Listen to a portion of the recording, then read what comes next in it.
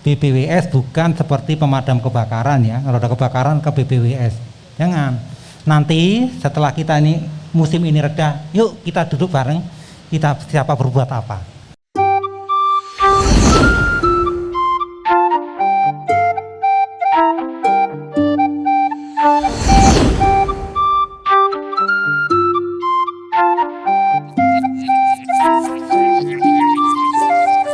Selamat siang Pak Ismail. Selamat siang, Assalamualaikum warahmatullahi wabarakatuh. Waalaikumsalam. Pak, gimana kabarnya Pak? Alhamdulillah kita sehat. Yang di depan saya tampaknya sehat semua juga. Oke, kita sudah menanti nih Pak. Akhirnya bisa ngobrol lagi sama Bapak dan terkait juga dengan kinerja ataupun kegiatan-kegiatan dari BBWS Cimanggis Sanggarung Bapak. 1 bulan ini apa yang sudah dilakukan nih Pak dari BBWS Cimanggis Sanggarung Pak? Dalam 1 bulan ini banyak sekali yang sudah dilakukan, ya terutama yang melanjutkan tentu saja, tidak berhenti. Apa yang sudah dimulai di awal tahun, ada pelelangan dini, yang sudah lelang kemudian kontrak, yang sudah kontrak langsung melaksanakan di lapangan.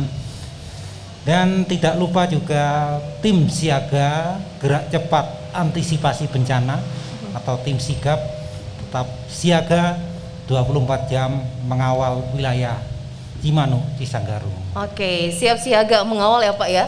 Ini kita akan berdiskusi juga ya Pak ya terkait dengan tema yang sudah disampaikan untuk pengelolaan sungai-sungai di BBWS Cimanggis Sanggarung Pak.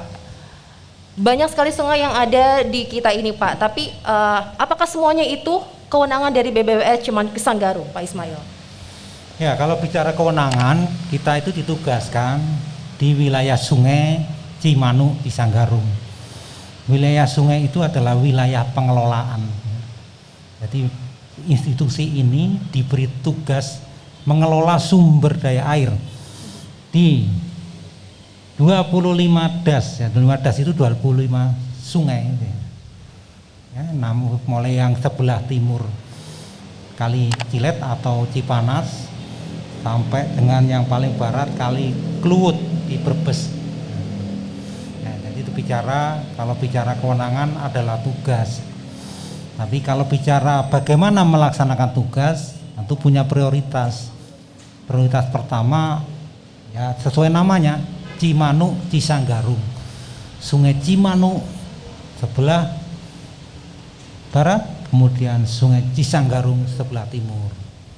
Lalu kami memelihara 25 sungai yang diamanatkan kepada kami. Itu. Oke, ada 25 sungai yang menjadi kewenangan BBWS Cimanggis Sanggarung Pak.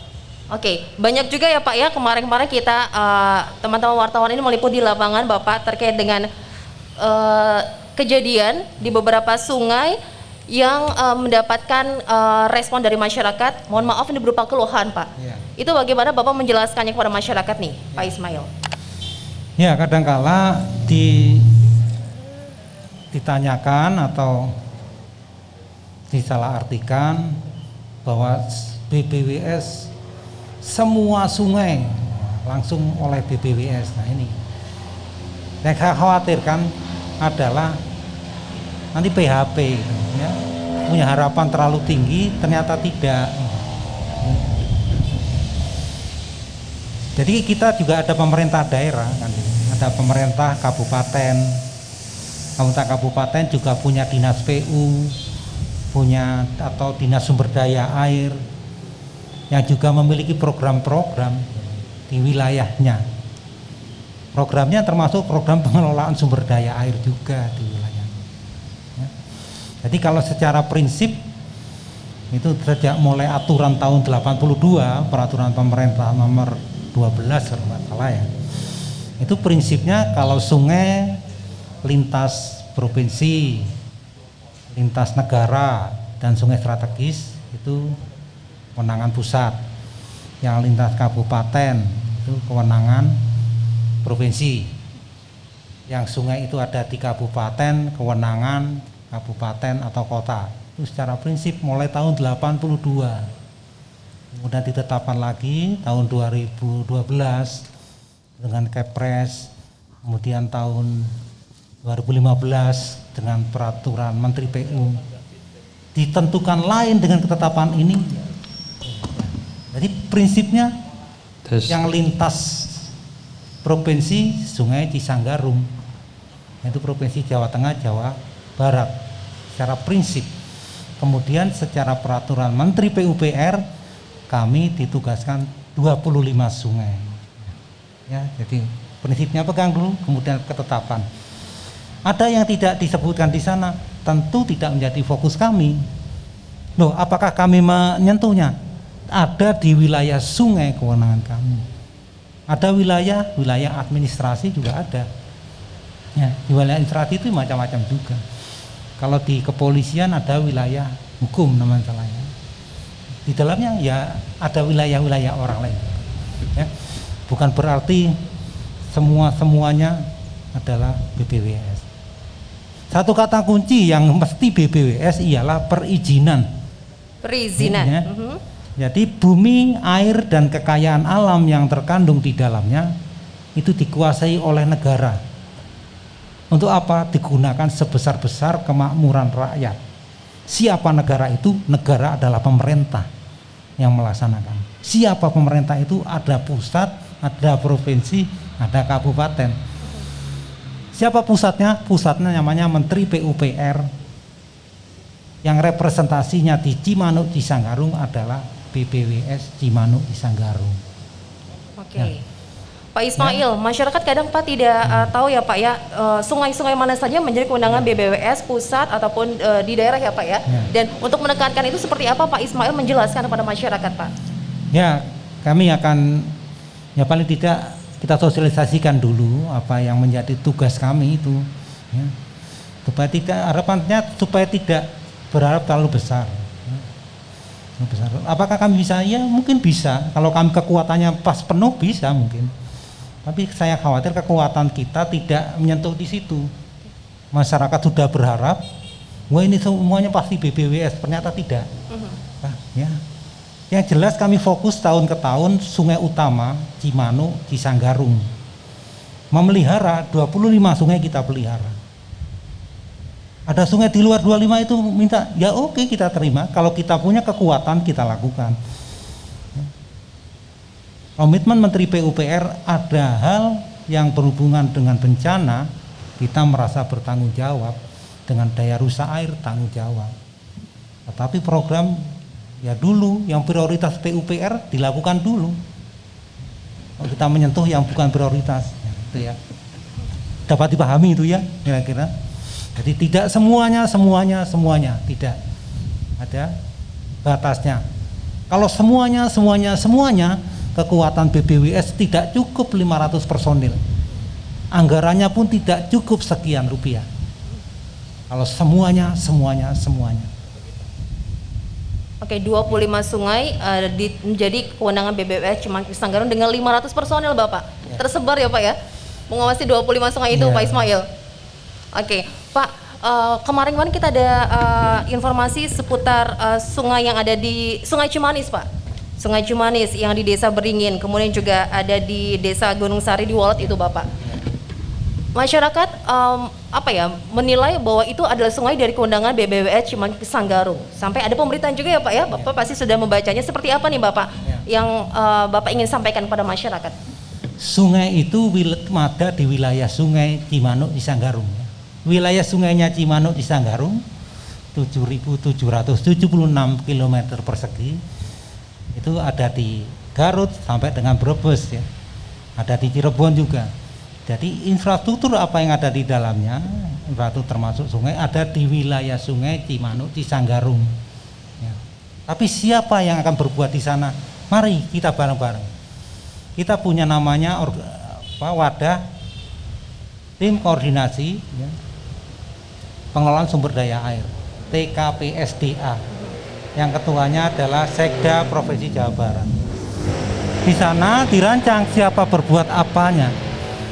Semuanya dituangkan di dalam dokumen pola pengelolaan sumber daya air dan rencana pengelolaan sumber daya air.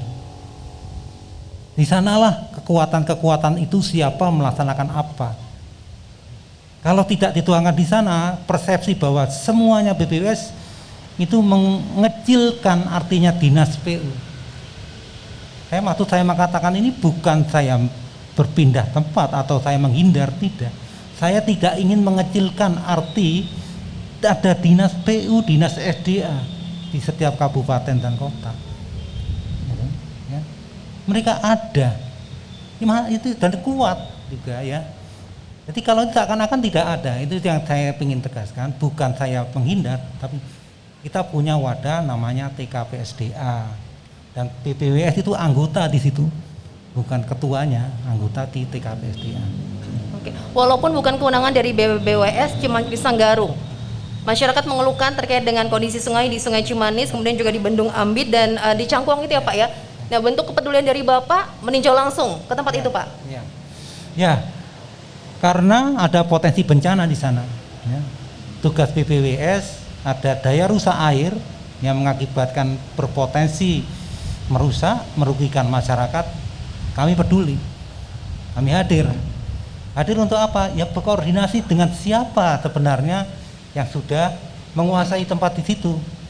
Kebetulan waktu itu saya datang pertama kali saya Bendung Ambit, itu yang mengelola PSDA ya, Pak, Balai PSDA.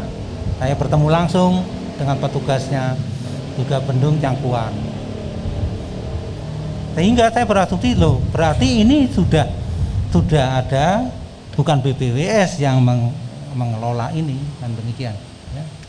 Ya, jadi kalau saya BPWS ingin memperkuat atau melakukan sesuatu, ya kami koordinasi dulu dengan yang sudah mengelola di sana. Kira itu. Oke, kondisi di sana bagaimana sih Pak di Sungai Cimanis yang sampai dikeluhkan masyarakat dan akhirnya ditinjau juga oleh wakil rakyat ya Pak ya? Sungai Cimanis jelas anak sungai itu ya. Kalau Sungai Cimanis ya, kalau bukan di Cimanis saya kira yang Bendung Ambit dan Bendung Cangkuang ya. Bendung Ambit dan Cangkuang itu malah Sungai Ciberes. Ciberes itu termasuk salah satu dari 25 sungai. Tetapi karena di sana sudah ada yang mengelola, kami harus koordinasi dulu. Ya, kami tidak ingin kemudian turun malah mengganggu operasinya, kan itu. Maksudnya. Sudah ada yang beroperasi di sana, koordinasi dulu. Apa yang dibutuhkan di sana? Ya. Saya kira itu bukan tidak melakukan. Bentuk datang, hadir, kita survei ke sana, itu bentuk kepedulian, bentuk BPWS akan melakukan. Tetapi untuk melakukan sudah ada orang di sana, ya kita koordinasi dulu. Bapak sudah melakukan sesuatu di sini, apa yang diperlukan dari BPWS, mari bareng-bareng. Ya. Kalau melakukan BPWS salah melangkah, apa yang dioperasikan terganggu. Seperti itu. Oke. Di sini juga ada teman-teman wartawan ya yang hadir. Silakan teman-teman, ada yang ingin disampaikan kepada Kepala BBWS Cimanggis Sanggarung, ada Pak Ismail Widadi terkait dengan pengelolaan sungai-sungai di BBWS Cimanggis Sanggarung. Ternyata dari 20 sungai yang ada, tidak semuanya kewenangan dari BBWS ya Pak ya. Dan sebagai bentuk kepedulian juga Bapak tetap meninjau langsung ke lokasi Pak. Dari 25 sungai itu tidak ada nama Sungai Cimanis yang jelas di sana. Ya. Jadi kalau pertanyaannya bukan soal kewenangan sungai itu ada di wilayah sungai yang menjadi kewenangan pengelolaan kami. Apa yang ada di wilayah pengelolaan kami ada, tidak hanya sungai, ada embung, ada bendungan. Kan kita baru bicara sungai. Ada sumber-sumber air lainnya, bahkan pantai sepanjang 220 km itu dari ujung Indramayu sampai Brebes, itu masuk di wilayah sungai itu ya. Jadi bukan hanya melihat sungai sendiri, ada hal-hal yang lain juga. Dan saya tegaskan juga bahwa itu infrastruktur alami ya. Belum ada BPWS, sungai itu ada ya. Jadi salah kalau mengatakan ada banjir terus ke BPWS, itu keliru. Bukan karena BPWS ada banjir itu. Sungai itu ada, belum ada BPWS. Sifat alami sungai itu satu, mungkin yang sudah tahu ya, bahwa air itu mengalir ke dalam. Sifat alami sungai itu mencari sendiri jalannya, tidak ada yang ngarahin lewat sini. Satu. Kedua, membentuk sendiri morfologinya, membentuk sendiri, tidak usah dibentuk, sungai akan membentuk sendiri. Karena membentuk, seakan-akan sungai itu berubah loh, kemarin di sana, sekarang bergeser ke sini, yaitu sifat alami sungai. Pilihannya manusia mengalah tidak. Kalau mengalah kepada morfologi sungai, aturan tata ruang 100 meter dari sempadan itu baru aman. Orang bisa merasa aman. Ada nggak yang mematuhi itu? 100 meter dari sempadan sungai. Mengalah kepada debit sungai. Mengalah artinya membuat sungai debit airnya tetap bisa mengalir. Gimana caranya? Dikeruk, dilebarkan. Masalahnya juga tidak asal keruk, asal melebarkan. Tergantung jenis tanahnya. Tanahnya gampang longsor, akhirnya menggunakan akal-akal pikir manusia dengan teknik sungai, dipasang tanggul-tanggul. Akhirnya sudah tidak alami, di beton. Itu yang terjadi ya. Dan ingat bahwa banjir itu ya, tidak bisa hilang sama sekali. Kan tidak tahu kapan debit air yang lebih melewati rencana, kapan datangnya. Dirancang debit 25 tahunan. Kapan datangnya mungkin besok, mungkin lusa. Tapi angka debit itu sewaktu-waktu datang. Ya, rancangannya di periode 25 tahun. Ya. Oke. Teman-teman, ada yang ingin ditanyakan kepada Pak Ismail? Silakan, terkait dengan pengelolaan sungai-sungai yang menjadi kewenangan BBWS Cimahi Sanggarung. Kemarin-kemarin banyak juga nih pemberitaan tentang sungai ini ya, apalagi dengan musim hujan saat ini. Silakan Mas Husen. Assalamualaikum warahmatullahi wabarakatuh. Waalaikumsalam. Pak Ismail, kenalin saya Husen Pak dari RCTV. Pak, saya mau tanya terkait kondisi sungai yang kategori kritis di tahun 2021 yang menjadi prioritas BBWS untuk penanganannya di sungai mana aja Pak? Terus untuk kategori kritisnya seperti apa? Terima kasih. Assalamualaikum warahmatullahi wabarakatuh. Waalaikumsalam warahmatullahi wabarakatuh. Mas Husen dari Radar Cirebon Televisi Bapak. Ditampung dulu Pak Ismail. Atau teman-teman ada lagi? Oke, Mas Makmur dari TVRI Pak. Halo Pak, saya Makmur dari TVRI. Mau bertanya terkait upaya apa yang sudah dilakukan BBWS dalam penanggulangan bencana khususnya banjir, baik di wilayah barat Kabupaten Cirebon, khususnya di Desa Bojong yang aliran sungai Ciwaringin itu Pak, dan di wilayah timurnya sendiri gimana itu Pak? Terima kasih. Ya, Pak. Mas Yon, silakan Mas. Assalamualaikum warahmatullahi wabarakatuh. Saya Mas Yon, Pak Kepala Balai. Pak ingin ini Pak untuk memperjelas mungkin Pak. Ini kalau sungai ini kan kalau hujan meluap gitu ya. Nah ini dari pihak legislatif ini ada rencana Pak untuk dia menyumbangkan pokirnya Pak, dana pokir sebesar 200 juta itu dikumpulkan, ada 50 dewan, ini baru rencana Pak. Itu untuk membantu normalisasi. Apakah dengan seperti itu BBWS juga akan menangkap momen ini untuk ikut sama-sama Pak? Soalnya kalau Kabupaten Cirebon itu hilir Pak, sedangkan ini kan hulunya di Kuningan. Ini gimana Pak? Mungkin itu aja, terima kasih. Siap, terima kasih Mas Yon. Sudah ada 3 pertanyaan. Pak Ismail.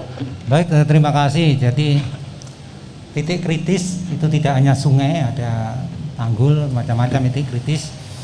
Itu setelah ada yang sudah kami atasi, ada yang titik kritis baru. Itu jumlah terakhir dari di wilayah kami ya, wilayah Sungai Cimanuk di Sanggarung ada 336 ya. Itu ada titik kritis yang menjadi program kami untuk menanganinya ya. Menanganinya itu titik kritis sesuai dengan kekritisannya. Kalau tanggul tanah itu ada caranya sendiri ya. Ada yang kondisi tanahnya rawan longsor seperti Cimanuk di Sanggarung itu 2 tahun sudah dilakukan normalisasi, pembangunan tanggul dan pelindung tanggul banjir di Kecamatan Tugdana dan Kertasemaya, kemudian di Losari, Babakan, Brebes itu dilakukan dan itu mengurangi banjir yang ada ya. Jadi langkah-langkah itu dilakukan termasuk tahun 2021 336 yang sudah kami identifikasi, ada yang kecil, ada yang besar, itu sudah kami programkan ya. Baik dengan program PJSA maupun OP. Oke. Kemudian tentang apa yang dilakukan oleh BPWS selama ini sejak saya bentuk tim sigap tahun 2020, September 2020, kemudian apel siaga 1 Oktober 2020, tim sigap ini sudah bekerja 24 jam. Kami bentuk piketnya. Jadi tugasnya menelusuri titik-titik kritis langsung diatasi. Dan kita juga koordinasi dengan masyarakat, kita gerakan siaga 500. Kami minta bantuan masyarakat melaporkan kepada kami kalau menemukan titik kritis. Langsung kami tindak lanjuti. Dengan ada tindak lanjut itu tidak seberapa parah. Kadang gitu, kok masih ada? Ya, tapi kalau dibandingkan sebelumnya tidak lebih parah. Ya. Jadi kalau kok masih ada, ya caranya tidak ada ya dihilangkan semua. Debit banjirnya yang dari hulu ditahan. Dengan apa? Dengan bangun bendungan. Bendungan Jati Gede dibangun itu sudah mereduksi 1.400 meter kubik per detik. Kalau dibangun bendungan Kuningan itu mereduksi sekitar 256 meter kubik per detik. Cipanas 400-an meter kubik per detik. Kalau dibangun bendungan-bendungan yang lain, insya Allah mereduksi lebih banyak lagi. Cipanundaan, Pasir Kuda, Kadumanik, Benda dibangun itu ya lebih banyak yang direduksi. Tapi kalau langkah-langkah hanya untuk mengurangi lajunya air dengan normalisasi, mengeruk, melebarkan, saya sudah lihat ke lapangan kalah cepat dengan laju sedimentasi, kalah cepat dengan perusakan yang terjadi. Ya. Jadi itu langkah-langkahnya. Partisipasi masyarakat tentu sangat berharga seperti ini. Justru kita menjadi masyarakat yang siaga bencana, tidak hanya bisa melapor, tapi bisa berbuat juga. Nah, itu justru masyarakat bisa jadi tauladan bagi wilayah sungai yang lain. Yang pinter banyak kok, yang punya anggaran juga banyak, yang bisa berbuat banyak, tapi hanya gara-gara takut-takut. Jangan-jangan BPWS ini, jangan-jangan BPWS loh, kan itu kan sebenarnya maksudnya itu tuh, hilangkan perasaan jangan-jangan BPWS itu, ayo berbuat bareng-bareng. Saya juga hadir ke lapangan. Untuk hal penanggulangan bencana, menteri kami sudah menyatakan tidak ada kewenangan, kita bareng-bareng. Daripada bencana, yuk bareng-bareng. Ya, tapi kalau yang saya sebut tadi prioritas, kami akan program apa tahun 2021? Aduh. Ini buat program-program yang besar, yang kewenangan kami dulu, yang prioritas kami dulu. Ya. Tapi kalau ada yang gini, ya ayo bareng-bareng. Ya keseganan-seganan itu, jawaban Mas Yon itu, boleh, mari Pak. Malah bagus itu model masyarakat peduli bencana. Tidak hanya lapor, tapi mari berbuat. Jadi saling membantu berkoordinasi ya, Pak Ismail ya. Oke, selanjutnya Pak, ini untuk tadi disampaikan Mas Yon ada anggota Dewan nih katanya berinisiatif untuk membantu ya Pak untuk normalisasi sungai-sungai yang ada nih. Bagaimana Pak dengan anggaran yang tersedia gitu? Saya sampaikan tadi masyarakat tadi anggota Dewan juga masyarakat ya. Jadi masyarakat berpartisipasi. Kenapa tidak? Yang kuat itu banyak. Jalan tol itu loh ada swasta yang bikin. Yang dulu kala kan jalan tol untuk pemerintah. Jalan tol sekarang swasta. Kalau mengandalkan pemerintah saja tidak tercapai target sekian kilometer. Swasta, kekuatan swasta. Cuman itu kendalanya infrastruktur sumber daya air karena memang tidak berhubungan dengan revenue kan, tidak ada pembayaran balik ya. Ada paybacknya nggak ada. Jadi membangun bendungan ya untuk menyediakan air untuk masyarakat, untuk petani. Tidak ada membayar air untuk bendungan. Beda dengan membangun tol. Tolnya jadi ada bayar tol. Jadi baik. Oke, ada lagi yang ingin disampaikan Mas Aji dari RRI, gimana Mas? Ingin menyampaikan sesuatu atau ada pertanyaan terkait dengan liputan di lapangan nih Mas, terkait dengan kondisi sungai yang menjadi kewenangan BPWS? Tadi Pak, jumlah 25 tadi itu dari 25 tadi yang kewenangan BBWS ya Pak. Sungai itu apakah rutin per berapa bulan sekali dilakukan pengerukan? Dan timnya seperti apa Pak? Apakah bergabung dengan dinas instansi terkait atau melakukan sendiri atau bagaimana tuh Pak? Karena kan kadang-kadang endapan-endapan itu cepat banyak gitu Pak. Baik itu endapan lumpur, pasir maupun sampah-sampah yang dibuang oleh masyarakat itu Pak. Seperti itu Pak. Rutinnya berapa kali tuh dalam setahun itu Pak? Terima kasih Pak. Ya, kita ada unit OP ya, operasi pemeliharaan. Ya, kita mencoba menyentuh semua. Dan sungai itu kan jaraknya kilometeran semua ya. Ya, artinya tidak semuanya bisa. Kami akui tidak semuanya bisa. Tetapi kami sentuh setiap tahun, kami operasikan, kami pelihara, satu-satu kita sentuh. Jadi kualitasnya seberapa berbeda-beda. Harga pekerjaannya juga berbeda-beda satu lokasi dengan lokasi yang lain. Panjang sungai, lebar sungai berbeda-beda. Cuman yang kita lakukan kan anggaran pemeliharaan. Kadangkala kita berbenturan, ini mungkin bisa, ya kan? Misalnya mengeruk sungai. Mengeruk sungai itu lebih cepat kan dengan sedimentasinya ditaruh di tanggul samping. Kadangkala petugas-petugas kami menghadapi penolakan ini. Nah, kalau penolakan itu bagaimana? Karena apa Ya, itu Pak? Nah itu tidak mau tanahnya di atas ditaruh di tanggul di katanya ya. Jadi kadang pengolahan. Kalau pengolahan artinya kami tidak boleh mengeruk kan gitu. Seperti itu ya. Seperti ini. Jadi bukan proyek bahwa ini proyek membuat normalisasi dalam arti yang sebesar-besarnya ya ada. Tapi dalam hal pengerukan kami lakukan ya. Petugas OP setiap tahun melakukan menyentuh itu, tergantung tempatnya dan berapa kalinya ya juga tergantung anggarannya ya. Anggaran pemeliharaan itu tidak sebesar anggaran proyek pembangunan ya. Anggaran pemeliharaan tidak sebesar anggaran proyek pembangunan. Dan kadangkala kami lakukan dengan peralatan kami tidak ada kan, bisa dilihat punya ekskavator, kita lakukan dengan petugas kami, dengan pegawai BBWS sendiri yang mengoperasikan. Nah, karena pegawai juga kadangkala kemampuannya berbeda dengan petugas atau dari swasta ya. Jadi seperti yang kita lakukan seperti berangkat bekerja, mengoperasikan, bekerja besok dilakukan lagi mungkin gitu.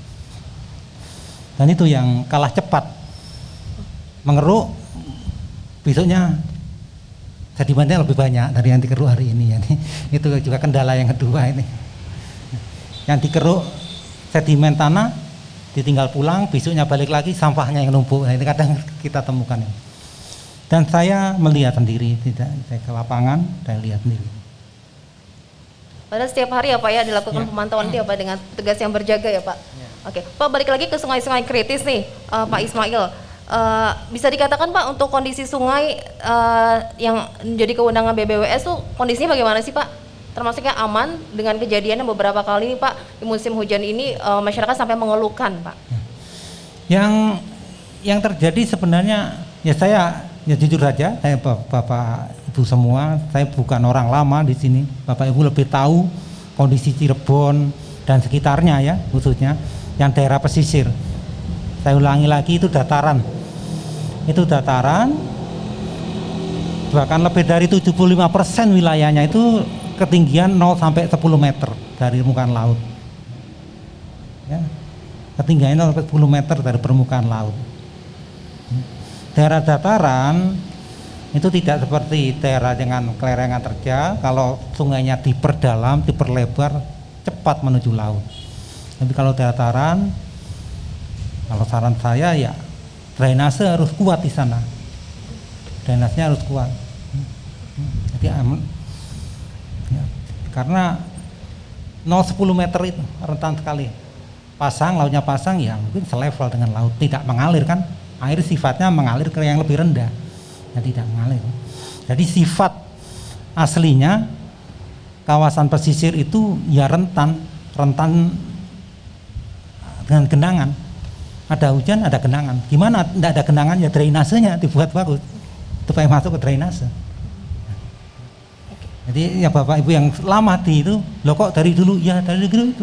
Selama tidak ada yang menampung yang genangan ya tetap bergenang. Tapi definisi banjirnya yang saya coba perbaiki. Yang genangan boleh, tapi jangan sampai rumah hancur, jangan sampai ada orang tenggelam. Yang itu kita minimalkan. Jangan sampai infrastruktur ambrol. Yang korban apabila ada bencana juga kami membangun infrastruktur, membangun tanggul, kalau tanggulnya jebol ya kami rugi juga.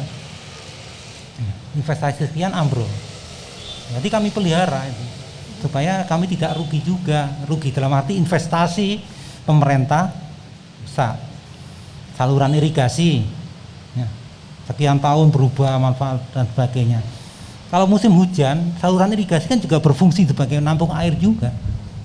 Nah kalau saluran irigasinya kapasitasnya berkurang, ya, apalagi khusus ambrol, bukan hanya petani tidak dapat air, kami rugi membangun investasi.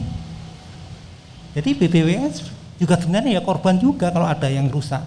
Nah alhamdulillah yang kami lakukan mencegah jangan sampai ada yang rusak. Saya berikan contoh tadi yang tanggul Cipanas itu tanggul tanah, bukan tanggul yang dibangun oleh BPWS. Jadi tanggul tanah, digali lubang tutup lubang, kena banjir lebih besar ambrol. Baik Pak Ismail. Oke. Pak ada target khusus apa nih Pak dalam waktu dekat Pak? Sekaligus statement closing untuk open mic kita nih Pak. Ya teman-teman semua, pertama terima kasih ya telah menjadi sahabat kami, sahabat BPWS. Jadi BPWS itu merasa terbantu dengan ada misalnya dilapori, ya Pak lapor yang katakanlah yang kritik. Nggak baper ya Pak? Ya enggak, senangannya. Baper enggak ya? Jangan malah baper. Saya bilang enggak, ternyata malah baper. Enggak, tapi baper. Oke, sakit hati ya Pak.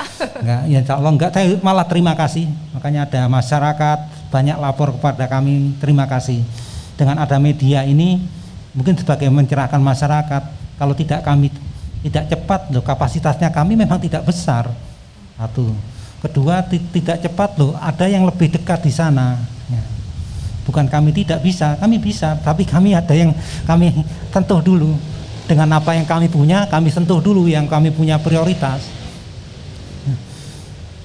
Faktanya kalau yang di Kali Cilet ada sungai kecil namanya Kali Tuan.